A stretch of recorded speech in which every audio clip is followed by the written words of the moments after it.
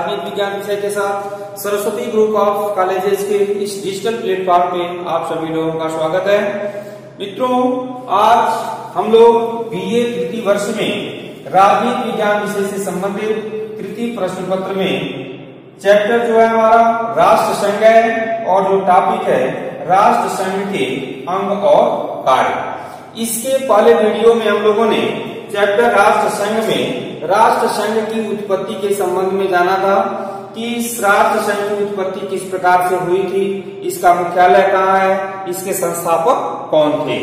आज हम लोगों को पढ़ना है कि राष्ट्र संघ का जो गठन हुआ था तो राष्ट्र संघ के गठन में मुख्य रूप से कौन कौन से अंग थे और इन अंगों का अपना क्या कार्य था, इसके संबंध में जानना है। इस चैप्टर से संबंधित जो उद्देश्य है हमारा वह है राष्ट्र संघ के अंग और कार्यों की जानकारी प्रदान करना। इसमें हम लोग देखेंगे कि राष्ट्र संघ के अंग कितने थे। तो राष्ट्र संघ के मुख्य रूप से 3 अंग थे। पहला था आपका सभा, दूसरा है परिषद और तीसरा है सचिवालय। तो इस प्रकार से यदि आपसे प्रश्न पूछा जाए कि राष्ट्र संघ की मुख्य रूप से कितने अंग थे, तो राष्ट्र संघ के मुख्य रूप से 3 अंग थे। पहला आपका था सभा, दूसरा था परिषद और तीसरा था सचिवालय। इनको हम एक एक करके देखेंगे। इसमें जो आपका सभा था मुख्य रूप से यह जो है कि राष्ट्र संघ का एक अंग था और इस राष्ट्र संघ के इस अंग में सभा में सबसे पहला चीज है कि सभा में सभी सदस्य देशों के प्रतिनिधि थे। अर्थात जितने भी सदस्य देश राष्ट्र संघ के सदस्य थे वे सभी के सभी देशों के प्रतिनिधि इस सभा के जो कि सदस्य हुआ करते थे। अब बात आती है कि जितने भी सदस्य देश थे उन सभी सदस्य देशों की संख्या, सदस्य देशों के प्रतिनिधि इसके सदस्य हुआ करते थे। तो यहाँ पर ये दूसरा चीज यह है कि प्रत्येक राज्य 3 प्रतिनिधि भेज सकता था। अर्थात एक देश से 3 सदस्यों को जो है कि यहाँ पर स्थान प्राप्त था। लेकिन शर्त ये था कि अगर मान लीजिए कि किसी भी प्रकार से उस सभा में कोई भी जो है कि वोटिंग हो रही है, कोई भी मतदान हो रहा है, तो उस कंडीशन में एक ही राज्य के 3 प्रतिनिधि मतदान नहीं कर सकते हैं। वहां पर सिर्फ और सिर्फ एक सदस्य ही मतदान में भाग लेता है। तो इस प्रकार से ये जो सभा है, इस सभा में प्रत्येक देश के प्रतिनिधि होंगे। इसके साथ साथ जिसमें एक देश के 3 अधिकतम प्रतिनिधि हो सकते हैं और मतदान केवल एक सदस्य ही कर सकते हैं। उसके बाद से चौथा है सभा के अध्यक्ष का चुनाव सदस्यों द्वारा ही होता है। अर्थात ये सभा का एक अध्यक्ष होता है और इस अध्यक्ष का चुनाव इस सभा के सभी सदस्य मिलकर के आपस में ही उस सदस्य की जो है कि बीच से ही एक सदस्य का चुनाव अध्यक्ष के रूप में किया जाता है। अब बात आती है कि सभा में कार्य को सही ढंग से सुचारू रूप से चलाने के लिए किस प्रकार से इस कार्य को चलाया जाता है। तो जो सभा का कार्य होता है एक लंबा प्रक्रिया होती है और इसमें कई प्रकार के कार्य होते हैं। तो इन कार्यों को चलाने के लिए 6 प्रकार की समितियों का गठन किया जाता है और यह समितियां अपने अपने आधार पर कार्यों का संचालन करती हैं। जिसमें पहला जो है कि कार्य है संवैधानिक मामलों से संबंधित जो समिति है। तो ये जो समिति हमारा पहला है संवैधानिक मामलों से संबंधित, या संवैधानिक मामलों से संबंधित समस्याओं को देखती है। दूसरा जो समिति है राजनीतिक समिति है। इसमें राजनीति से संबंधित जो भी समस्याएं आती हैं इसमें समाधान किया जाता है। तीसरा जो समिति है सामाजिक मानवीय मामलों से संबंधित समिति, अर्थात इसमें सामाजिक समस्याएं और मानवीय समस्याओं को जो है देखा जाता है। चौथा जो समिति है बजट समिति है और यह बजट समिति बजट से संबंधित समस्याओं का समाधान करती है। 5वां है संगठन समिति, अर्थात किसी भी प्रकार का कोई संगठन से संबंधित कोई समस्या होती है इसमें इसका समाधान होता है। 6वां है निशस्त्रीकरण समिति, अर्थात इस समिति के द्वारा इस सदस्य देशों के बीच निशस्त्रीकरण को बढ़ावा देने का कार्य किया जाता है। तो इस प्रकार से जो पहला अंग था वह पहला अंग हमारा है सभा। और यह सभा में मुख्य रूप से 6 प्रकार की समितियां हैं और ये 6 प्रकार की समितियां अपना अलग अलग कार्य जो की करती थी। इस प्रकार से ये सभा का, उसके बाद से हम लोग देखेंगे जो दूसरा अंग था इसका,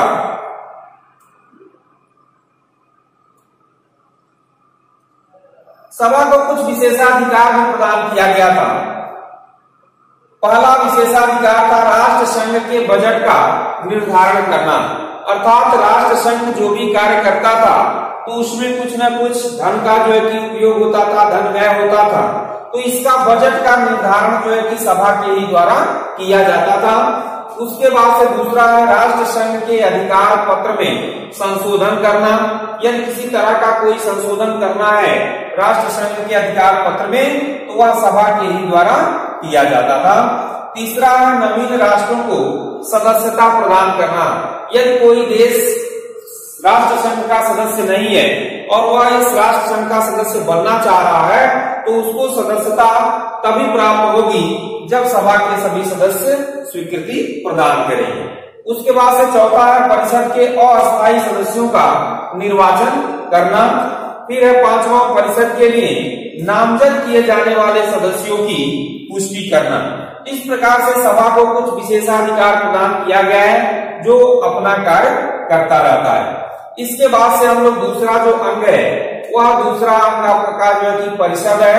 यह परिषद भी विशेष अंगों में से एक अंग माना जाता है। प्रारंभ में परिषद के 5 अस्थायी सदस्य देश थे। यह विशेष करके महत्वपूर्ण है। यह बार बार पूछा जाता है कि राष्ट्र संघ के अस्थायी सदस्य देशों की संख्या कितनी थी, तो यहाँ पर जो है कि सदस्य देशों की संख्या 5 थी। और कौन कौन से देश थे? पहला आपका फ्रांस है, ब्रिटेन है, जापान है, इटली है और अमेरिका। लेकिन इसके पिछले वीडियो में मैंने आपको बताया था कि राष्ट्र संघ का जनक अमेरिका के राष्ट्रपति वुडरो विल्सन थे और यह जनक होते हुए भी राष्ट्र संघ की सदस्यता प्राप्त नहीं कर सका था। तो यहाँ पर अमेरिका अस्थायी सदस्य बनाया गया था, लेकिन समस्या ये उत्पन्न हो जाता है कि अमेरिका को वहां की जो सीनेट है, द्वितीय सदन, उस सीनेट के द्वारा अमेरिका को यह स्वीकृति प्रदान नहीं हो पाती है कि वह राष्ट्र संघ का सदस्य बन सके। इस प्रकार से यहाँ पर 8 सितंबर को, ध्यान दीजिएगा, 8 सितंबर 1921 को जर्मनी को परिषद का अस्थायी सदस्य क्या कर दिया गया? बना दिया गया। तो इस प्रकार से अस्थायी सदस्य देशों में यह देखा जाए तो फ्रांस, ब्रिटेन, जापान, इटली और जर्मनी, यह 5 देश माने जाते हैं क्योंकि अमेरिका को इसकी सदस्यता प्राप्त नहीं हो पाई। उसके बाद से दिया हुआ है कि ये जो परिषद है, इस परिषद का मुख्य कार्य क्या है? तो इसका पहला कार्य है अंतरराष्ट्रीय विवादों का शांतिपूर्ण ढंग से निपटारा करना। कहने का तात्पर्य है कि प्रथम विश्व युद्ध से पहले इस तरह की कोई संस्था नहीं थी कि एक देश से दूसरे देश के बीच यदि कोई विवाद उत्पन्न हो रहा है तो उसका जो है कि आपस में निपटारा किया जाए। इसी को देखते हुए यह राष्ट्र संघ की स्थापना अमेरिका के राष्ट्रपति वुडरो विल्सन के निर्देशन में किया गया और यह पहला कार्य यही था कि अंतरराष्ट्रीय विवाद यदि किसी प्रकार का हो रहा है तो उसका शांतिपूर्ण ढंग से निपटारा करने का प्रयास परिषद के द्वारा किया जाएगा। उसके बाद से दूसरा है निशस्त्रीकरण संबंधी प्रयास करना, अर्थात देशों में जो शस्त्र को लेकर के होड़ लगी हुई थी, अपने शस्त्र में वृद्धि करने का जो सभी देशों को जो है कि एकदम लालायित हो चुके थे, तो उस अस्त्र और शस्त्र को जो है कि वृद्धि करने के लिए रोकने का प्रयास इस परिषद के द्वारा किया जाता था। तीसरा है बाहरी आक्रमण से सदस्य राष्ट्रों की रक्षा करना। ध्यान दीजिएगा, यहाँ पर बाहरी आक्रमण से तात्पर्य यह है कि राष्ट्र संघ के जितने भी सदस्य देश थे, उन सदस्य देशों के ऊपर यदि किसी दूसरे देश के द्वारा यदि आक्रमण किया जा रहा है तो इस परिषद के द्वारा यह निश्चय किया जाएगा कि उस सदस्य देश का जो की रक्षा किस प्रकार से किया जाए, किन किन देशों का सहयोग लिया जाए। चौथा है सभा की सिफारिशों को क्रियान्वित करना, अर्थात कुछ ऐसी समस्याएं होती हैं जो सभा में यदि मान लीजिए कि उसका समाधान नहीं हो पा रहा है तो उस समस्याओं को सिफारिश के रूप में इस परिषद में भेजा जाता है।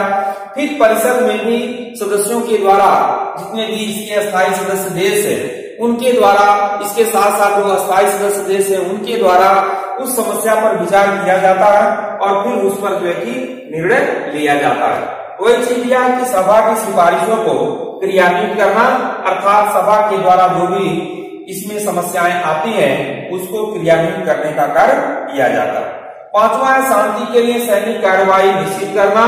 यदि कोई देश किसी नियम का उल्लंघन कर रहा है, शांति बनाए रखने में सहयोग नहीं प्रदान कर रहा है, तो वहां पर यह परिषद जो है कि सैनिक कार्रवाई भी करने के लिए बाध्य हो जाती है। तो इस प्रकार से यह परिषद का मुख्य रूप से कार्य। इसके बाद से हम लोग देखेंगे जो तीसरा इसका अंग है वह है सचिवालय। और कहीं भी किसी भी प्रकार से आप लोग देखते होंगे कोई भी विभाग होती है जहां पर कागजी कार्रवाई अधिक से अधिक होती है, वह कार्यालय के रूप में कार्य किया जाता है। इसी प्रकार से यह इसका सचिवालय है और यह सचिवालय तरह की राष्ट्र संघ का अस्थायी प्रशासनिक अंग सचिवालय कहलाता है। अगर आपसे पूछा जाए कि सचिवालय का मतलब क्या हुआ, तो ये राष्ट्र संघ का स्थायी प्रशासनिक अंग, अर्थात इसमें ही जो भी कागजी कार्रवाई होती थी यहीं से की जाती थी। फिर दूसरा क्या हुआ है, इसका जो मुख्यालय था वह कहाँ था, जिनेवा में था। यह भी महत्वपूर्ण चीज है, यह बार बार पूछा जाता है कि राष्ट्र संघ का जो मुख्यालय था वह कहाँ था, तो जिनेवा में था। और वह जिनेवा कहाँ था, तो मैंने आपको बताया था स्विट्जरलैंड में। उसके बाद से तीसरा जो है, सचिवालय में इतने कर्मचारी कार्य करते थे, तो सचिवालय में 600 कर्मचारी कार्यरत थे। इनका जो प्रशासनिक अधिकारी होता था उसको क्या कहा जाता था, महासचिव कहा जाता था। तो इस प्रकार से तीसरा अंग जो प्रमुख अंगों में से था वह था सचिवालय, और सचिवालय अस्थायी प्रशासनिक अंग के रूप में जाना जाता था, जिसको हम सचिवालय के नाम से जानते हैं। इसका मुख्यालय कहाँ था, जिनेवा में था। कितने कर्मचारी कार्य कर रहे थे, 600 कर्मचारी कार्य कर रहे थे। इस सचिवालय का जो प्रमुख होता था उसको हम क्या कहते हैं, महासचिव के नाम से जानते हैं। इसके बाद से दिया हुआ है कि ये जो सचिवालय है, सचिवालय के साथ साथ जो राष्ट्र संघ, इस राष्ट्र संघ का मुख्य कार्य क्या है, तो इसमें मैंने अभी इसके पहले बताया कि राष्ट्र संघ के मुख्य रूप से 3 अंग हैं। पहला आपका सभा है, दूसरा परिषद है और तीसरा सचिवालय। अब यहाँ देखेंगे कि राष्ट्र संघ की स्थापना जो की गई, इसका प्रमुख कार्य क्या है, तो प्रमुख कार्य यह है प्रशासनिक कार्य। प्रशासनिक कार्य का तात्पर्य यह है कि जो भी एक देश से दूसरे देश के बीच समस्या उत्पन्न हो रही है, कोई समस्या बन रही है, तो वहां पर प्रशासनिक कार्रवाई जो है कि इसके द्वारा की जाएगी। दूसरा जो कार्य है इसका संरक्षण संबंधी कार्य, अर्थात एक देश से दूसरे देश के आक्रमण के दौरान इस राष्ट्र संघ के द्वारा उसको संरक्षण प्रदान किया जाएगा।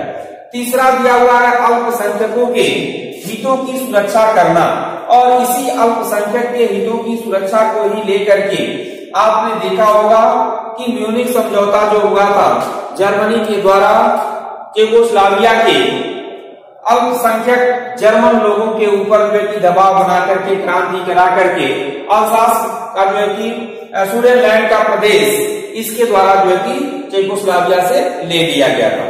तो यहाँ पर बात आती है कि अल्पसंख्यकों के हितों की सुरक्षा, अर्थात किसी भी देश में यदि कोई अल्पसंख्यक रह रहे हैं तो उनके हितों की भी सुरक्षा राष्ट्र संघ के द्वारा की जाती है। उसके बाद से चौथा कार्य है सामाजिक और आर्थिक कार्य। सामाजिक और आर्थिक कार्य का तात्पर्य है, जिस प्रकार से आज आप लोग देखते होंगे संयुक्त राष्ट्र संघ जो है वह वर्ल्ड हेल्थ ऑर्गेनाइजेशन के तहत तमाम तरह की बीमारियों को जो है कि दूर करने का प्रयास करता है। उसी तरह से उस समय भी इस राष्ट्र संघ के द्वारा सामाजिक और आर्थिक जो भी समस्याएं किसी देश में उत्पन्न होती थी उसको दूर करने का प्रयास किया जाता था। फिर है पांचवा आपका अंतरराष्ट्रीय शांति और व्यवस्था की स्थापना करना, अर्थात राष्ट्र संघ की जो स्थापना की गई थी उसका मुख्य उद्देश्य यही था कि अंतरराष्ट्रीय शांति और व्यवस्था की स्थापना करना, अर्थात इस प्रकार से इस संगठन को क्रियान्वित किया जाए कि आने वाले समय में प्रथम विश्व युद्ध की तरह से फिर से किसी तरह का युद्ध न होने पाए और इस तरह से जन और धन की हानि न होने पाए। तो इस प्रकार से इसमें हम लोगों ने देखा कि राष्ट्र संघ के मुख्य कार्य क्या था। इसके बाद से इस चैप्टर से संबंधित कुछ महत्वपूर्ण प्रश्न दिए गए हैं जो अक्सर पूछा जाता है। पहला प्रश्न है, जर्मनी को राष्ट्र संघ के अस्थायी सदस्यता कब प्राप्त हुई थी? तो अभी मैंने आपको वीडियो में बताया है कि अमेरिका को अपने सीनेट की स्वीकृति न प्राप्त होने के कारण इसकी सदस्यता प्राप्त नहीं हो सकी थी और फिर उसके जगह पर 8 सितंबर 1921 को जर्मनी को राष्ट्र संघ का स्थायी सदस्य बना दिया गया। दूसरा प्रश्न है, राष्ट्र संघ के कितने अंग थे? तो अभी मैंने आपको पढ़ाया कि राष्ट्र संघ के मुख्य रूप से कितने अंग थे? 3 अंग थे। पहला आपका सभा था, दूसरा आपका परिषद था और तीसरा आपका सचिवालय था। तो यहां पर आपका जो दूसरा ऑप्शन है यह सही हो जाएगा। तीसरा जो प्रश्न है, राष्ट्र संघ का मुख्यालय कहां था? तो राष्ट्र संघ का मुख्यालय अभी भी मैंने आपको बताया है, ऑप्शन है पेरिस, फ्रांस, जर्मनी, जेनेवा। तो इसमें आपका चौथा ऑप्शन सही है, जेनेवा। फिर चौथा प्रश्न है, सभा के कार्य को सुचारू रूप से चलाने में कितने समितियों की स्थापना की गई? अभी मैंने आपको जब सभा पढ़ा रहा था उसमें बताया है कि सभा के कार्यों को सुचारू रूप से चलाने के लिए 6 समितियों का निर्माण किया गया है। इस प्रकार से इसमें ऑप्शन है 4, 7, 6, 8, लेकिन जो दूसरा ऑप्शन है 6 ये सही है। पांचवा प्रश्न है, प्रारंभ में राष्ट्र संघ के अस्थायी सदस्यों की संख्या कितनी थी? तो प्रारंभ में अस्थायी सदस्यों की संख्या भी मैंने बताया है, ऑप्शन है 5, 4, 6, 7। तो पहला ऑप्शन इसका जो है 5 यानी कि 5 सदस्य देश इसके अस्थायी सदस्य देश थे। इस प्रकार से हम लोगों ने आज देखा कि राष्ट्र संघ के कितने अंग होते हैं, इसके साथ साथ राष्ट्र संघ के मुख्य क्या कार्य। फिर हम लोग मिलेंगे अगले वीडियो में, तब तक के लिए धन्यवाद।